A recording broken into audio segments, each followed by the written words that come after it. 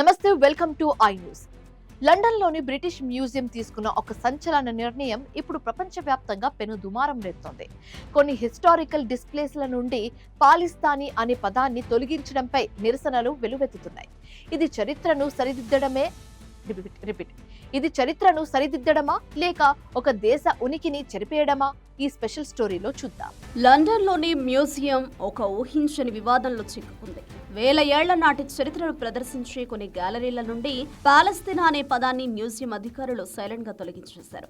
ఈ నిర్ణయం వెనుక ఉన్న అసలు స్కెచ్ అదిరిపోయింది అని కొందరు అంటుంటే, ఇది చరిత్రను అణిచివేసే ప్రయత్నమని మరికొందరు మండిపడుతున్నారు. అసలు ఈ సీన్ చూస్తుంటే ఎవరికైనా మతిపోవాల్సిందే. ఎందుకంటే దశాబ్దాలుగా ఉన్న ఆ పదాన్ని ఇప్పుడు సడన్ గా మార్చడం వెనుక పెద్ద రాజకీయ ఒత్తిడి ఉందని ఆరోపణలు వస్తున్నాయి. ఈ గొడవ ఎక్కడ మొదలైందంటే, యూకే లాయర్స్ ఫర్ ఇజ్రాయెల్ అనే సంస్థ మ్యూజియం డైరెక్టర్ కు ఒక లేఖ రాసింది.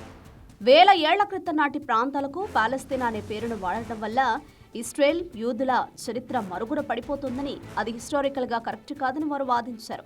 ఆ ప్రాంతాన్ని అప్పట్లో పాలస్తీనా అని పిలవలేదని, అలా పిలవడం వల్ల ఒక తప్పుడు అభిప్రాయం కలుగుతోందని వారు గట్టిగా అభ్యంతరం వ్యక్తం చేశారు.